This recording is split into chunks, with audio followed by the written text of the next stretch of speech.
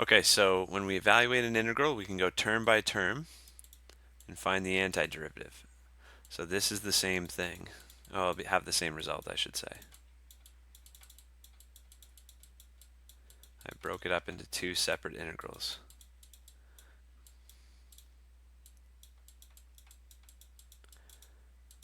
Okay, and then constants you can always factor out. So those two things together make an integral operator, something called a linear operator. So we can factor out that -2, factor out that 3. Now the antiderivative of sine is, it's negative cosine. I had to think about that for a second. The reason is because the derivative of cosine would make negative sine. We're looking for an antiderivative, so the derivative of negative cosine will give us positive sine, which is what I have here because I factored out that -2. So the antiderivative is not just cosine, it's negative cosine. Because the derivative of cosine is negative sine, so an extra negative makes those two negatives cancel out. These are the limits of integration. I'm going to plug in 0 and then subtract what happens when I plug in pi over 2 in just a second.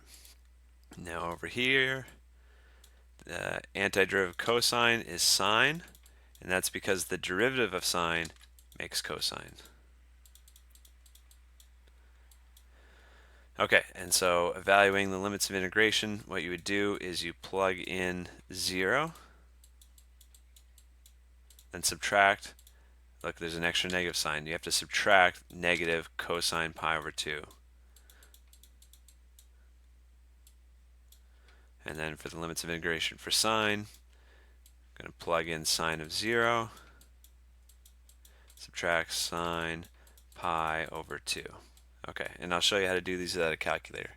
But first, negative cosine makes positive cosine, so get rid of that. Cosine of 0, remember, you have angle measurements inside the arguments of trig functions. So 0 means 0 degrees. That means you start and end right at the initial side, right here. And if that was the unit circle has a radius of 1 centered at the origin. So that's 1 on the x, 0 on the y. Cosine is always the x coordinates on the unit circle. So 0 degrees, cosine is 1. And then we have an extra negative sign to deal with, so that's why I'm putting -1 here. Now cosine pi over 2, that's 90 degrees. So if we rotate 90 degrees and put a dot, again, the unit circle has a radius of 1, so this point would be 0, 1. So cosine is always the x coordinates. So cosine pi over 2 is 0. Sine of 0, that's a 0 degree angle, so we're back to this one. Sine is always the y coordinates, so sine of 0 is 0. Sine of pi over 2 is right here. The y coordinate is 1. So -2 times -1 makes 2. -3 times -1 makes 3. So we got 5 for our answer to this definite integral.